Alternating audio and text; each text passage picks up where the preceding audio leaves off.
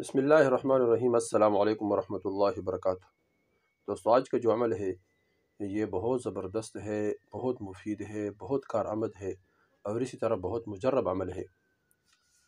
یہ اس طرح عمل ہے کہ اس کے برکت سے اللہ جل شانہ تمام باطنی اور تمام ظاہری امراض کو دور فرمائیں گے، اور اس کے برکت سے اللہ جل شانہ تمام مشکلات حل فرمائیں گے، اور اس کے برکت سے اللہ جل شانہ تمام مسائل حل فرمائیں گے، اور اس وظیفے کے برکت سے اللہ جل شانہ تمام مالی پریشانی دور فرمائیں گے، اور اس طرح اس کے برکت سے اللہ جل شانہ تمام تجارت کے مسائل دور فرمائیں گے، اور اس کے برکت سے اللہ جل شانہ تمام گھریلو پریشانیاں بھی دور فرمائیں گے، اور تمام جتنے بھی حاجات ہیں، حاجات کے لیے بہت مجرب ہے، اس طرح لا علاج امراض کے لیے بہت مجرب ہے۔ بس اس وظیفے کو جو آدمی پابندی کے ساتھ کرتا ہے، یہ سورہ فاتحہ والا عمل ہے۔ اور سورہ فاتحہ، حضور صلی اللہ علیہ وسلم نے فرمایا کہ سورہ فاتحہ میں ہر مرض کی علاج ہے، ہر مرض کا شفا ہے۔ یہ سورہ فاتحہ جو آدمی اپنے مریض پر پڑھتا ہے یا مریض خود پڑھتا ہے تو اس کے برکت سے اللہ جل شانہ تمام امراض کو دور فرمائیں گے۔ اس کو قرآن میں یہ سورہ فاتحہ قرآن میں ہے، اور قرآن تمام کے تمام شفا ہے۔ اللہ جل شانہ فرماتے ہیں کہ یہ قرآن شفا ہے، اور پھر یہ قرآن کا جو خلاصہ ہے یہ سورہ فاتحہ میں موجود ہے۔ تو یہ سورہ فاتحہ شفا ہے، اس کو سبع مثانی بھی کہتے ہیں، سورہ فاتحہ۔ اور یہ حضور صلی اللہ علیہ وسلم کو عطا فرمائی، اس امت کو عطا فرمائی اللہ نے۔ اس سے پہلے امتوں کو، اس سے پہلے نبیوں کو یہ سورہ فاتحہ نہیں عطا کی گئی ہے، یہ صرف حضور صلی اللہ علیہ وسلم کو اللہ جل شانہ نے عطا کی ہے۔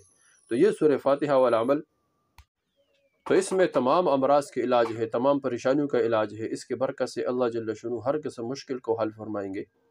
تمام صحابہ کرام رضی اللہ تعالیٰ عنہ جا رہے تھے، حضور صلی اللہ علیہ وسلم نے ان کو سورہ فاتحہ والا عمل فرمایا تھا کہ ہر امراض کا علاج، ہر مرض کا علاج، ہر بیماری کا علاج، ہر مشکل کا حل سورہ فاتحہ میں ہے۔ تو ان پر صحابہ کرام رضی اللہ تعالیٰ عنہ کا 100% یقین تھا۔ تو جب صحابہ کرام رضی اللہ تعالیٰ عنہ جا رہے تھے تو ایک علاقے تک پہنچ گئے، اس علاقے کے لوگ جمع ہوئے اور ان سے عرض کیا کہ حضرات، یہ ہمارا جو سردار ہے اس پر کچھ ہو چکا ہے، یہ بہت بیمار ہے، بے ہوش رہتا ہے، اس کا کچھ کر لے۔ جب صحابہ کرام رضی اللہ تعالیٰ عنہ چلے گئے، اس کو دیکھا، اس پر کوئی اثر تھا، صحابہ کرام رضی اللہ تعالیٰ عنہ اس کو دم کر دیا۔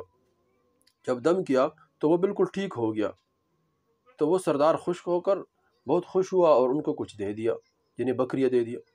تو انہوں نے کہا اس وقت ہم اس کو استعمال نہیں کریں گے جب تک ہم حضور صلی اللہ علیہ وسلم کو یہ واقعہ نہ سنائیں۔ جب حضور صلی اللہ علیہ وسلم کو سنایا تو اللہ کے رسول نے فرمایا اس کو استعمال کرو۔ تو دیکھو، سورہ فاتحہ کے برکت سے اللہ جل شانہ لا علاج امراض کو ٹھیک کر دیں گے۔ لا علاج جتنے بھی پریشانیاں ہیں، جتنے بھی لا علاج امراض ہے، ڈاکٹر کہتے ہیں کہ اس کا کوئی علاج نہیں ہے، اس کا علاج، لیکن مسلمان آج عمل کرتا نہیں ہے، اور افسوس کی بات یہ ہے کہ ہم عمل کریں گے لیکن یقین نہیں ہے، تو اس لیے وہ اس وظیفے کے برکات ہم پر ظاہر نہیں ہوتے، اس وظیفے سے ہمارے کام نہیں بنتے۔ اس لیے ہم سب سے پہلے دو باتوں کا احتیاط کریں۔ ایک، یقین ہو اللہ جل شانہ پر کہ اس کے برکت سے اللہ جل شانہ ضرور میرا کام فرمائے، اور دوسرا یہ کہ دوام ہو، یعنی کہ ایک دن کیا پھر چھوڑ دیا، پھر کیا پھر چھوڑ دیا، نہیں۔ اللہ جل شانہ کو حدیث شریف میں آتا ہے اس عمل کی طرف اللہ متوجہ ہوتے ہیں، اور وہ عمل اللہ جل شانہ کو محبوب ہوتا ہے جس پر دوام ہو۔ جس پر دوام نہیں ہے تو اللہ جل شانہ اس کی طرف متوجہ نہیں ہوتے۔ اس طرح ہم عمل میں اللہ کی طرف متوجہ ہو، یقین ہو کہ اللہ جل شانہ اس کی برکت سے ضرور ہمارے مسائل حل فرمائیں گے۔ دوستو، سورہ فاتحہ کس طرح پڑھنا ہے؟ یہ وظیفہ 11 مرتبہ، یعنی 11 دن کرنا ہے۔ اول آخر درود شریف پڑھنا ہے 11 مرتبہ، اور درمیان میں 41 مرتبہ سورہ فاتحہ پڑھ لیں۔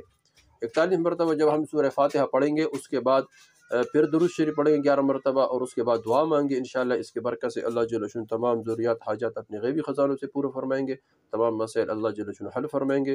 دوستوں سے گزارش ہے خود کرے، آگے شیئر کرے تاکہ سب کو فائدہ ہو جائے، سب اس سے فائدہ اٹھائے۔ اللہ جل شانہ سے دعا ہے کہ سب سننے والوں کی ضروریات، حاجات اللہ اپنے غیبی خزانوں سے پورے فرمائے، کوئی کسی کا محتاج نہ بنائے، تمام مشکلات حل ہو جائے، اور تمام مسائل اللہ جل شانہ اپنے غیبی خزانوں سے حل فرمائے۔ والسلام۔